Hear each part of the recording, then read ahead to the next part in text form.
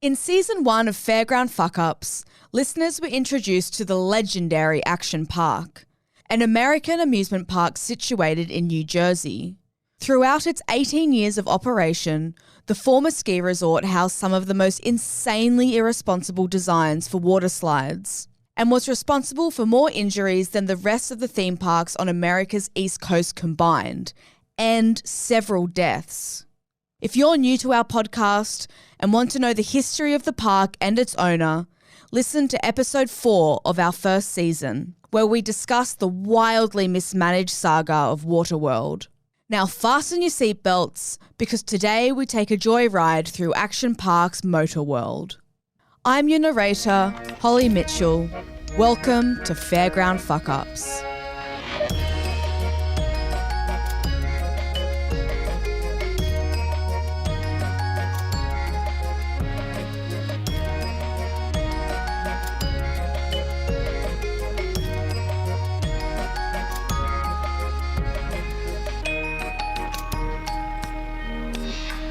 You might recall that after acquiring the Alpine Resort in 1976, Gene Mulvihill was presented with a dilemma.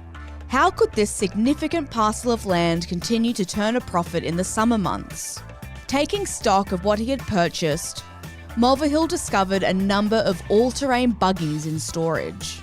His first inclination was that he could hire these out and allow guests to traverse a wooded area on the buggies, dodging trees as they hit the gas. While this exact model was not actioned, remember that first concept, because the sentiment would come to inform everything about the ideas Mulvihill developed over those initial months. Piece by piece, the mogul put together the attractions that he envisioned carrying the park to financial prosperity year-round. As he could afford them, the new attractions were installed. First the go-kart track along with the first water slides, then more the following season. But these were not random or thoughtless choices to increase the summer crowds, but part of a calculated and ambitious plan that began to take shape on the other side of Route 94, on land included in the original Alpine Resort that had never been developed. He called this Motor World. In his tell-all book, Action Park, Gene Mulvihill's son Andy gives a behind-the-scenes account of the planning and preparation that went into Motor World. He says, "The summer of 1977 was a proof-of-concept season, with my father wanting to make sure the Alpine was no passing fad. He offered just one new attraction, grass skiing, a warm weather activity where people wore boots fitted with what looked like tank treads and rolled down the slope on dirt, sometimes tumbling from an errant rock or pebble. Grass skiing did not prove popular, but the Alpine continued to draw crowds, and so he decided it was time to move forward. One ride was not enough. Expansion and growth was necessary. He believed the best way of going about this was to legalize drunk driving. It seems there was no middle ground with Action Park. It was either the greatest expression of freedom in North America, or it was a health and safety no man's land, a parent's nightmare and a litigator's dream. The same attitude that reigned over the operation of Waterworld would persist in the dubious management of Motorworld. Residents of New Jersey were to be given fast cars to be driven recklessly into one another, into trees, into fences, and into the crowds of onlookers. And if anyone was off their face, well, there was no breath testing. Motorworld rides would be set apart from other mini-car places like go-karts or quad bikes, where those sorts of recreational activities continued to bring in steady crowds through the adrenaline-fueled thrill of speed in an open vehicle. Gene Mulvihill apparently found them limiting. Young people could go anywhere and ride around on the ground. At Motorworld, patrons would be like the United States Marines, with the chance to take the land and the air and the sea. Mulvihill had, at some point prior to 1978, come into possession of a small fleet of 3/4 scale Formula One racers, the first of their kind on the east coast of the USA. These were also known as Lola Cars, named after the British car company that manufactured the original full-sized vehicles. Whilst the Motor World Lola Cars were undersized, and could very easily be described as cute, they were not toys. The engine of the Lola T506 vibrated through your stomach and made your testicles rattle. These machines would be paired with standard go-karts, named super go-karts, to form the first attractions at this new motor world. Along with another wild concept to be developed at a later date, these would comprise the land rides. Motorworld also boasted 2 watercraft rides, the bumper boats, an obvious aquatic spin on the concept of bumper cars, and the super speed boats, which were, well actually they were thrashed like bumper boats as well. As an added bonus, anyone lucky enough to be thrown from their water vehicles would get the chance to enjoy the surprise attraction, snakes. Finally came the air rides. The Space Shot, a tower drop ride, common in many amusement parks, and the Slingshot. The Slingshot was exactly what it sounded like. 2 riders were strapped to the capsule, which was itself connected to a massive elastic cable. This was stretched to its limit and then released vertically. Riders would be hurled skywards at breakneck speeds, leading some employees to think of renaming the ride Whiplash. Rides such as these can be found in numerous amusement parks around the world, operated as safely as can be expected, and enjoying only a moderate number of unfortunate incidents. So what was it about Motorworld that places it here, in this category of Fairground Fuck-ups? That would be the secret ingredient. Action Park's complete and utter disregard for any notion of public safety, an attitude that stretched from Mulvihill himself down to seemingly every park attendant who worked for him. At Motorworld, employees would soon learn a means of tinkering with the mechanisms of the super go-karts and the Lola Cars, which would enable them to vastly exceed their advertised 20 miles per hour limit, reportedly reaching speeds as high as 50. Rumours abound that employees were known to take the amusement vehicles onto Route 94 after hours, following trips to the neighbouring microbrewery. But this righteous hack was made available to patrons as well. Patrons were supposed to be 17 years old and present a valid driver's licence to be allowed to operate a Lola car. At the time, the licences printed in New Jersey were renowned for being easily falsifiable.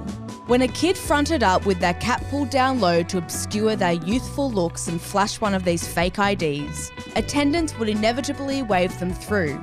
The word had come down from Mulvihill directly: never utter the word no to guests. That mandate had the added benefit of enabling access to Motorworld to those patrons who had already spent a reasonable portion of their day drinking. The anything goes culture of the park was well and truly adopted by guests, and adults had no problems bullying the often teenaged attendants, pushing past them and ignoring their protests. One notable story involved a woman behind the wheel of a go-kart, with a scarf wrapped around her face. Losing control of the vehicle, she smashed through a chain link fence and then carried on towards pedestrians making their way into the park. A brave attendant jumped on top of the go-kart in an attempt to stop it, and wound up smashing their head on the metal brace bar in the process. The go-kart finally ended up in a tree. Over in the water, the watercrafts didn't fare much better. As already mentioned, no matter what the boats were meant to be used for, all the patrons used them to collide with one another.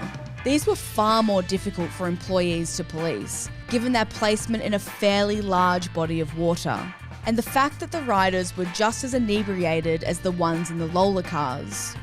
On more than one occasion, a patron using the super speed boats was flung into the water after a collision and had to be rescued.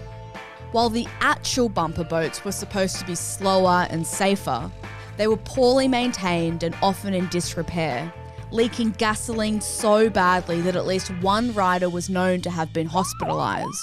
Since the boats were so small and attendants allowed taller patrons to enter the water with their legs dangling over the side, there was more than one broken leg thanks to this ride. Miraculously, no serious incidents were ever reported having been caused by the air rides. With 3 of the 4 elements accounted for, It's a wonder that Gene Mulvihill never conceived of some manner of volcano-based fire ride vehicle. Or perhaps his dreams were simply too expensive to realise. Whatever the case, he had another secret project he was developing that would complete his vision for Motorworld and become one of Action Park's most iconic attractions. They were called the Battle Action Tanks, and the crowds absolutely loved them. Opponents would face off against one in motorised mini rigs with pneumatic cannons that fired tennis balls. At the same time, spectators could pay a lesser fee to shoot from cannons mounted on the sidelines. The cannons fired their projectiles at an unbelievable 100 miles per hour, and the battle tanks themselves were rigged to go into a tailspin when someone got a direct hit. It was described by Mulvihill as Wimbledon meets Vietnam. In the case of this particular attraction, the drivers were suitably protected from any impact. The same could not be said of the attendants, who periodically had to enter the arena and gather up the fallen tennis balls spread out over the field. Like punters at the driving range taking aim at the carts sent out to recover golf balls, people could also aim their shots at the poor saps in charge of picking up the stray ammunition. This was one of the key features of Action Park's advertising. Motorworld seemed to hold a particularly special place in Mulvihill's affections. More than just another series of rides to increase revenue, it was something of a life statement, a metaphor for his passion for speed and competition. This may explain why he was loath to impose any real sense of restrictions on enjoyment of the patrons. In an uncharacteristic display of good sense, however, when it came to the dune buggies, Gene actually put his foot down and insisted that helmets be worn by all customers. It's worth noting that following the closure and sale of Action Park, Motorworld was redeveloped into a skate park that never saw any real interest or use from the public. Perhaps there was some passion for Mulvihill's baby that was shared by the diesel-loving motorheads who hooned around the tracks week in and week out. People wanted speed and danger, competition and risk, and Motorworld more than satisfied those desires. People wanted excitement, people wanted pain, people wanted action. Motorworld embodies everything that people remember fondly about Action Park. It was loud, it was fast, it was rough. But most of all, it let the patrons take control of their own experience. Indeed, the park's official motto was "You control the action." It was a place tailor-made for youth and young adults, primarily because it was staffed by people from that very demographic.